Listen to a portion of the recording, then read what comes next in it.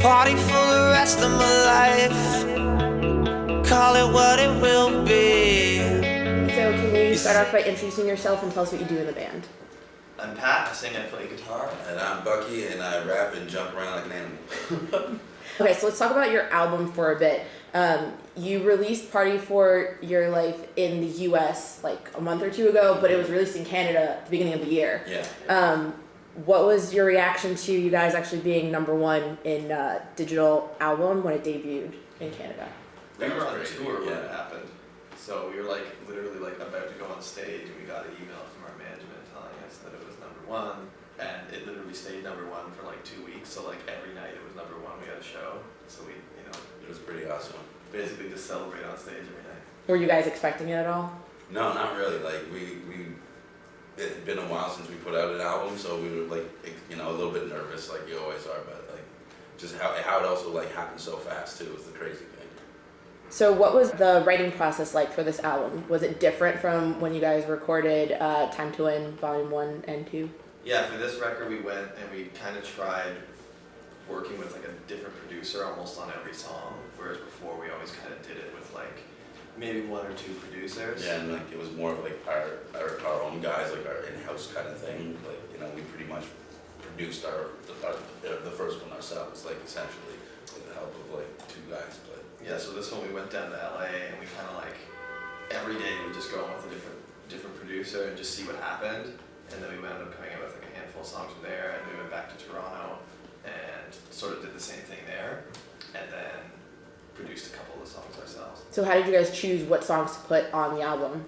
We literally had like almost 100 songs Yeah. demoed up, and it was just sort of like, playing them for other people, playing them for our friends, thinking about what songs would be really good to play live, and thinking about just what songs we thought were the best songs. Are you planning on doing like any sort of B-sides with some of the ones you didn't release? we always wanted to do something like that, but it's almost like the reason why they didn't get on there is because of the fact that we were like, Yeah. but who knows, you might. Well, it's weird because we do think that way, but now like we just took 3.5 weeks to write in LA, and we just produced like 6 new songs, as well as stuff that like, so every time you think back to songs from 2 or 3 years ago, you're kind of like, I'm really more excited about the ones we've been writing. I was actually going to In the ask past about couple that. months. I hear you guys are working on a new EP already. Mm-hmm. Yeah. How do you guys get inspired to constantly make new music? Laptops. Like everyone sort of has their own home studio sort of thing, so between that and just getting together. It doesn't really stop for us when it comes to like working and writing on like, whenever we're not touring, that's what we're usually spending most of our time doing at home anyway. So it's kind of like good to, the studio like for us the past couple of weeks was like just good to like hone everybody and get everybody in on the same page and in the same room, like spilling their brains out pretty much. So what are your musical influences individually as a band? Are they different? I mean, I assume it would be No, different. it's crazy, yeah. It's like, I think that's one of the reasons why like our band is so unique, is because we all have such weird different influences. Like I love old funk and 80s, really crappy 80s pop music up to like, rap, like, Anything Big from the Sean. 80s is good, so can't Right. say it's bad. I grew up more on like kind of rock and 60s music and like grungy rock stuff with guitars, but I also like a lot of the 80s stuff too. Like our drummer is like Tower of Power to, like now he listens to probably his own stuff more than anything else. And then Cam's just like the hip hop encyclopedia. He's the guy that knows like every rapper from back in the day to now. That Every comes in handy. obscure thing that's happening. Yeah, it's wicked.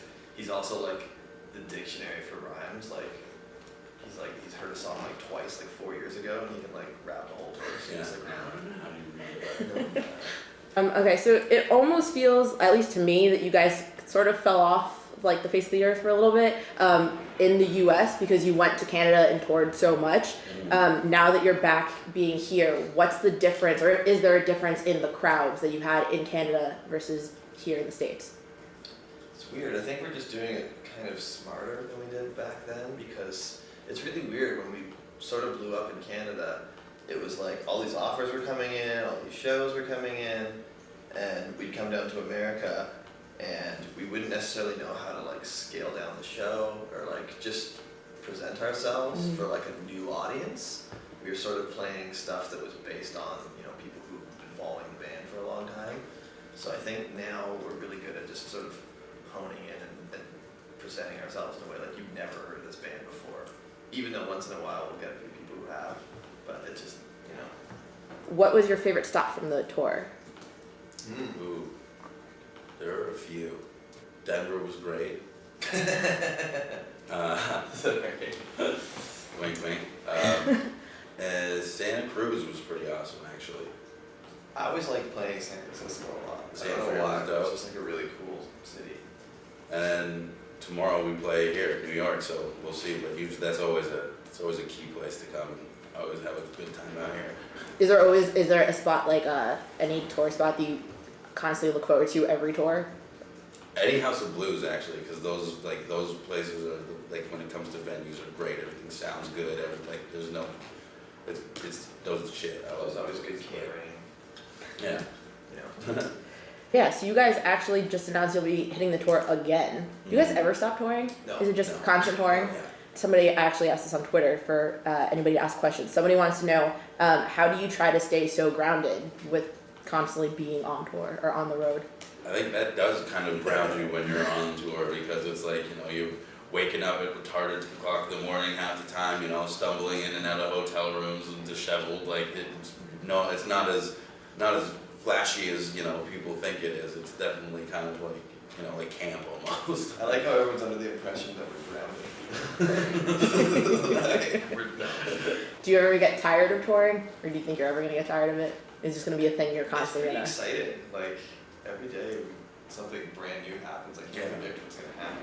And we've been doing it for so long now that it's like I almost feel like we wouldn't know what to do with ourselves if we did stop. What's something brand new you learned or saw this week? What's something brand new? Yeah. On this tour in general, we've discovered that we could perhaps be like a Yeah. serious amateur bowling. Yes, that's actually Like, brand new we that we had, had like, found out. 4 days off in Reno, and We started bowling and it was like near the beginning of the tour and then we just kept going and we're then, awesome. and yeah, we did pretty good. So we're actually thinking of starting up an amateur bowling team. Yeah, Pretty fantastic. and the competition gets pretty intense. Yeah. Who's the most competitive?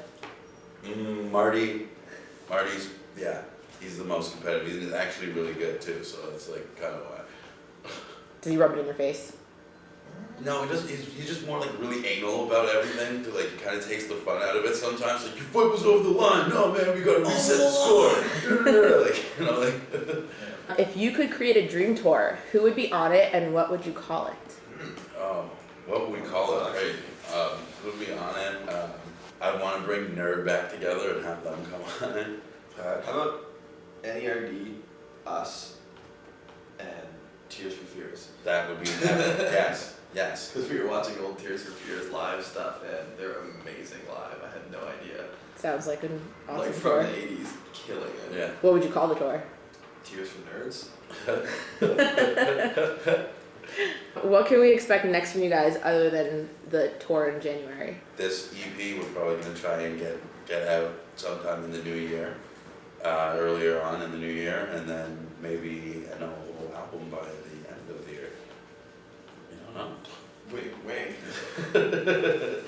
Can you tell us anything about the new EP you're working on? Like It what we can expect to It's see a or lot hear?